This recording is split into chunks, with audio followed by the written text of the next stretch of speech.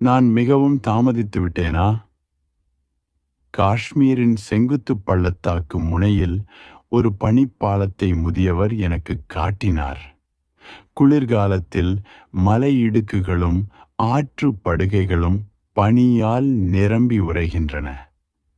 பனியின் அடியில் தண்ணீர் மெல்லிய ஒலியுடன் ரகசியமாக பாய்கிறது. யாருக்கும் தெரியாமல் பழகிய காதுகளுக்கு மட்டும் கேட்கும். உறைந்த பனி உடைந்து விடுமோ என்ற பயமின்றி ஒருவர் அதன் மீது நடக்கலாம். ஆனால் கோடையின் பிற்பகுதியில் பனி உருக தண்ணீரின் அரிப்பு பனிப்பாலத்தை மெல்ல அகலப்படுத்துகிறது. இறுதியில் பாலத்தின் நடுவில் ஒரு குழி தோன்றுகிறது. அது பெரிதாகும் முன் தைரியமுள்ளவர் இப்பக்கத்திலிருந்து அப்பக்கம் தாவலாம். ஆனால் ஜூலை இறுதியில் இது ஆபத்தாகிறது. செப்டம்பரில் குளிர்காலம் வருவதற்கு முன் முட்டாள்கள் மட்டுமே இந்த பாலங்களில் நடக்கத் துணிவார்கள். நாம் ஒவ்வொருவரும் நமக்கென ஒரு குளிர்காலத்தை சுமக்கிறோம் என்றார் என் சக பயணியான முதியவர். நம்முடைய பனிப்பாலமும் அதன் நடுவில் உள்ள குழியும் உடன் வருகின்றன. பாதி கட்டணத்தில் என்னை அமர்நாத் குகைக்கு அழைத்துச் செல்ல முன்வந்த மட்ட குதிரையோட்டியின் இந்த வார்த்தைகள் என்னை உலுக்கின. ஆனால் அவர் சொன்னது உண்மையாகவே இருந்தது. இந்த பயணம் என் ஆன்மாவில் உள்ள ஒரு குழிவை தாண்டி செல்லும் குறியீட்டு முயற்சியாக தோன்றியது. அந்த பக்கத்தை அடைய வேண்டுமென்று தாவிய தருணங்கள், உயரத்தில் தலை சுற்றலால் ஏற்பட்ட வீழ்ச்சிகள், இடைவெளி அகலப்படாத இடத்தை தேடிய முயற்சிகள், இவையெல்லாம் என் அண்மை கால வாழ்க்கையை நிரப்பியிருந்தன. நான் எப்போதும் 2 சுயங்களை கொண்டவனாகவே இருந்தேன். சிறு வயதில் நானும் என் உள்ளுணர்வு சுயமும் நெருக்கமாக இருந்தோம். ஆனால் படிப்படியாக எங்களுக்கிடையே அவநம்பிக்கை வளர்ந்தது. உலகம் என் புத்திஜீவி சுயத்துக்கு ஆதரவாக நின்றது. என் உள்ளுணர்வு அடிக்கடி புறக்கணிக்கப்பட்டு தன்னை உள்ளிழுத்து கொண்டது. அது இறுதியாக அடைந்த இடத்தில் அதற்கு சம உரிமை வழங்க என் புத்திஜீவி சுயம் மறுத்துவிட்டது.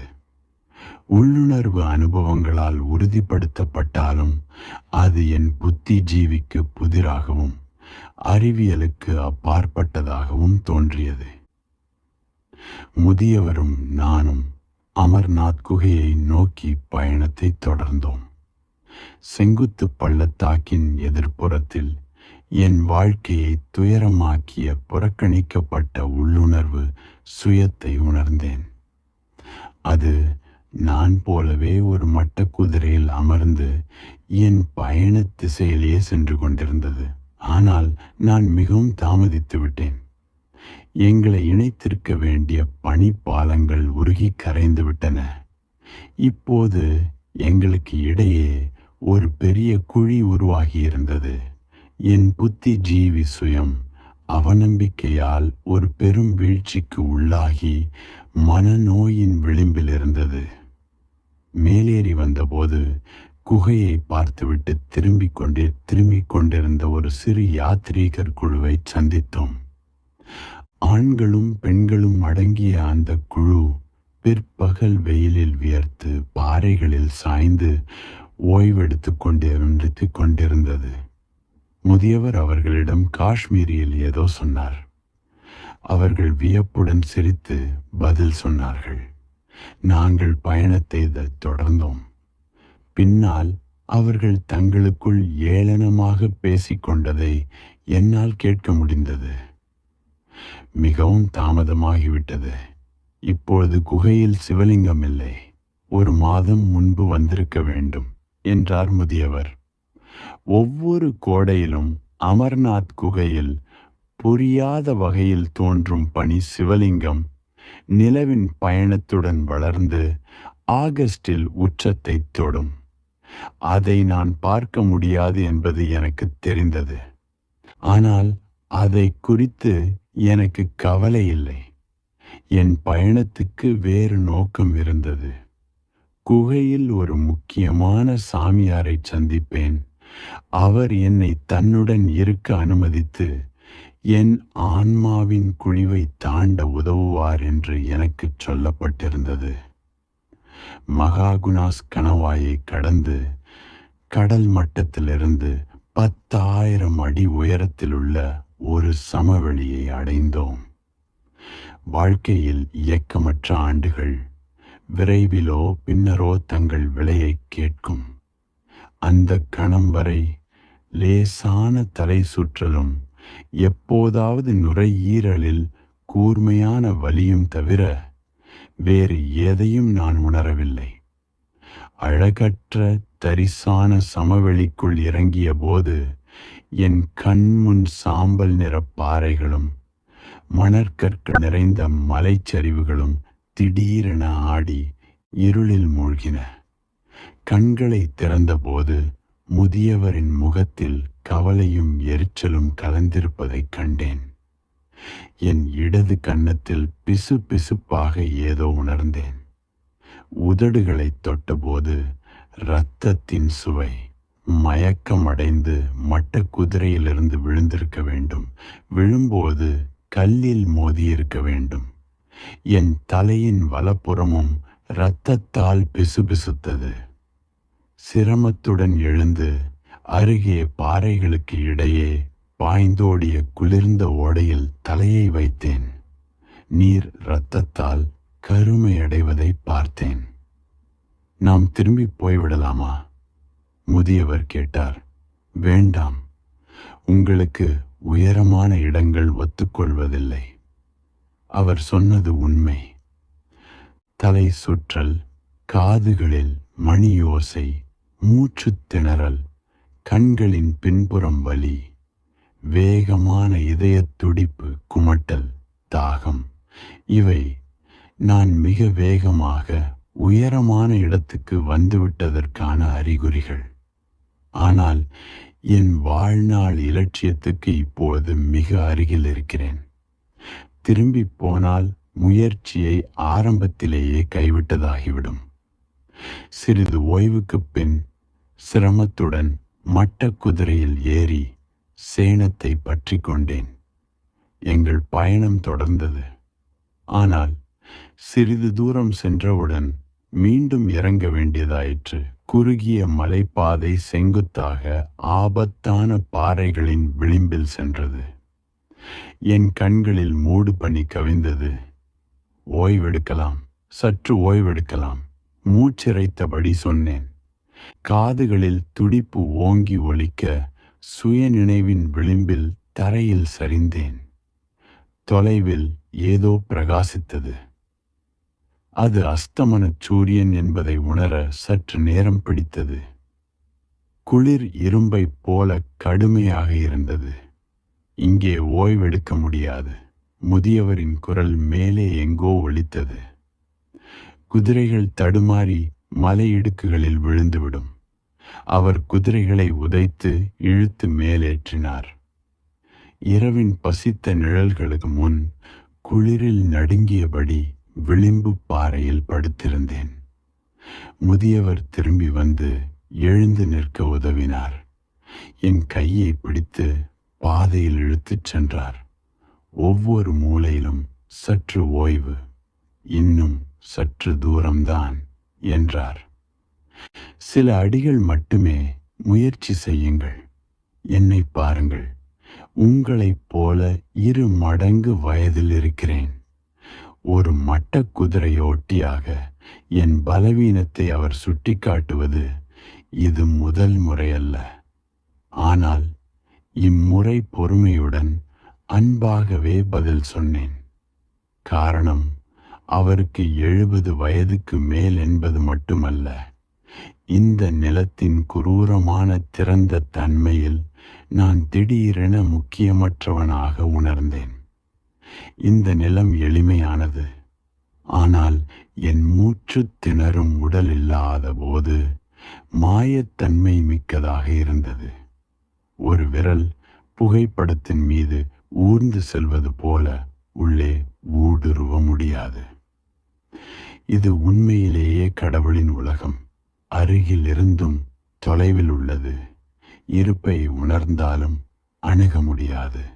அந்த உலகில் முதியவரும் நானும் இயற்கையின் மாபெரும் ஓவியத்தில் ஏறிக்கொண்டிருக்கும் இரு தளர்ந்த மனிதர்களாக தோன்றினோம். கடும் குளிர்காற்றில் நடுங்கியபடி மட்ட குதிரைகளில் ஏறி பயணத்தை தொடர்ந்தோம். விரைவில் ஒரு குறுகிய பள்ளத்தாக்கை அடைந்தோம். சூரியன் ஒரு நாளில் 2 மணி நேரம் மட்டுமே ஊடுருவக்கூடிய அந்த பள்ளத்தாக்கு அழுக்கான பழுப்பு நிற பனியால் மூடப்பட்டிருந்தது. காற்றிலிருந்து விடுபட்டு பள்ளத்தாக்குக்குள் நுழைந்தபோது ஆழ்ந்த அமைதி எங்களை சூழ்ந்தது. குதிரைகளின் குளம்புகள் கற்களில் எழுப்பிய மெல்லிய ஓசை மட்டுமே கேட்டது. அந்த பள்ளத்தாக்கு வழியாக ஒரு திறப்பை அடைந்தோம். அங்கிருந்து அமர்நாத் மலையின் அகண்ட முகப்பு அச்சமூட்டும் நிழலுடன் எழுந்து நின்றது. வெள்ளை பாறைகள் ஆங்காங்கே தென்பட்டன. மலை நான் நினைத்ததை விட செங்குத்தாக இருந்தது. அதன் உச்சியில் புனித குகையின் இருண்ட வாயிலை கண்டேன். அதோ என்றார் முதியவர், இயற்கையின் அதிசயத்தை உரிமை கோருபவர் போல.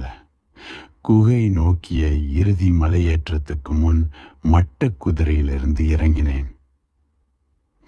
குகை வாயிலை அடைய சற்று நேரம் பிடித்தது.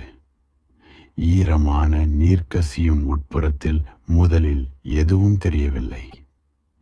குளிர் என்னை தழுவியது.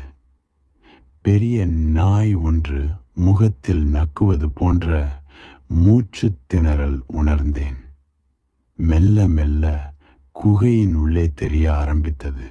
அது 100 அடி உயரம் இருக்கலாம். செங்குத்தான சாய்தளத்தில் பக்கவாட்டு பிடிமான கம்பியை பிடித்து இறங்கினேன். தளத்தின் பின்புறம் அழுகிய மலர்கள் போல ஏதோ குவிந்து கிடந்தது. ஆகஸ்டில் பக்தர்கள் சிவலிங்கத்துக்கு சமர்ப்பித்த மாலைகளாக இருக்கலாம். ஈரமான தரையில் குப்பைகள் சிதறி கிடந்தன. மூச்சை அடக்கி கவனமாக கேட்டேன். அமைதி நான் தனியாக இருப்பதை உறுதி செய்தது. மாலை வெளிச்சத்தில் வெளியே வந்தபோது மூச்சு திணறியது. நான் சந்திக்க வந்த சாமியார் எங்கே? அவர் குகையில் இல்லை, வாயிலிலும் இல்லை, மலை அடிவாரத்திலும் இல்லை. இந்த கொடும் மலை பிரதேசத்தில் அவர் எப்படி வாழ முடியும்? அருகில் ஒரு கிராமமோ ஆசிரமமோ இருக்கும் என்று கற்பனை செய்திருந்தேன். லண்டனிலும் டெல்லியிலும் ஸ்ரீநகரிலும் 10 நபர்கள் இந்த சாமியாரை இங்கே காணலாம் என்று உறுதியாக சொல்லியிருந்தனர். இந்த ஏமாற்றத்தை நான் எதிர்பார்க்கவில்லை. தளர்ந்து பாறையில் சாய்ந்து மண்டியிட்டேன். கண்கள் குளமாகின. வஞ்சிக்கப்பட்ட குழந்தையின் கண்ணீர் அது. இந்த குகை நோக்கி என்னை அழைத்த குரல், அது யாருடையது? வெறும் மாயையா? என் உள்மனம் உருவாக்கிய சமாதானமா? இமாலயத்தின் தனிமையில் இப்போது அது முட்டாள்தனமாக தோன்றியது. என் உடல் மாற்றத்துக்கான சிறு பிள்ளைத்தனமான விருப்பம், ஒரு குருவை தேடிய முயற்சி, இப்பயணத்தை உறுதி செய்த விசாரணைகள் எல்லாமே முட்டாள்தனமாகத்தான் தோன்றியது. ஒரு மலை குகையில் யோகானந்தரை சந்திப்பேன் என்று முதியவர் உறுதியளித்ததை நம்பியதும் அதே அளவு முட்டாள்தனமாக இருந்தது. மலை அடிவாரத்தில் முதியவர் மட்ட குதிரைகளிலிருந்து மூட்டைகளை இறக்கி ஒரு சிறிய கூடாரம் அமைத்து மண்ணெண்ணெய் அடுப்பில் தேநீருக்காக தண்ணீர் கொதிக்க வைத்து கொண்டிருந்தார். சிவலிங்கத்தை பார்த்தீர்களா என்று சற்று வன்மத்துடன் கேட்டார். ஆகஸ்டில் வந்திருக்க வேண்டும். இது மிகவும் தாமதம்.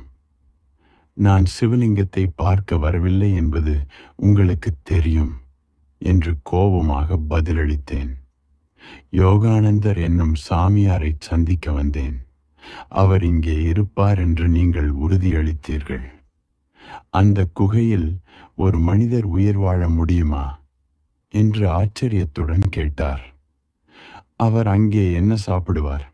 கோடையில் புனித யாத்திரையின் போது நூற்றுக்கணக்கான சாமியார்கள் இங்கே இருப்பார்கள். ஆனால் எல்லோரும் கிளம்பி விடுவார்கள். அவர்களை பிடித்து வைக்க இங்கே எதுவுமில்லை. அதை ஏன் முன்பே சொல்லவில்லை? நீங்கள் உண்மையை விரும்பவில்லை என்று அவர் இயல்பாகச் சொன்னார். நீங்கள் ஒரு கனவை விரும்பினீர்கள். அதற்காக என்னை உங்கள் வழிகாட்டியாக வைத்தீர்கள். அவருடைய பேச்சு ஒரு மட்ட குதிரையோட்டிக்கு இயல்பற்றதாக இருந்தது. நான் ஏமாற்றப்பட்டதை உணர்ந்தேன். உற்சாகப்படுத்தி காற்று நிரம்பிய பலூனைப் போல உயரவிட்டு பின்னர் திடீரென வீழ்த்தி இருக்கிறார். அவருடைய கண்களில் திருப்தியும் முகத்தில் ஏளன புன்னகையும் தெரிந்தன. நீங்கள் ஒரு பொய்யர், ஏமாற்றுக்காரர் என்று அவரை நோக்கி நகர்ந்து சொன்னேன். யாரும் என்னை முட்டாளாக்குவதை நான் பொறுத்து கொள்ள மாட்டேன். அவரை முகத்தில் அடித்தேன். உங்களுக்கு நான் கூலி தரப்போவதில்லை. இது என் இறுதி முடிவு. கூலிக்காக உங்களை இங்கு அழைத்து வரவில்லை என்று வலியில் தாடையை தடவியபடி சொன்னார். அவர் வருத்தமடைந்ததாக தெரியவில்லை.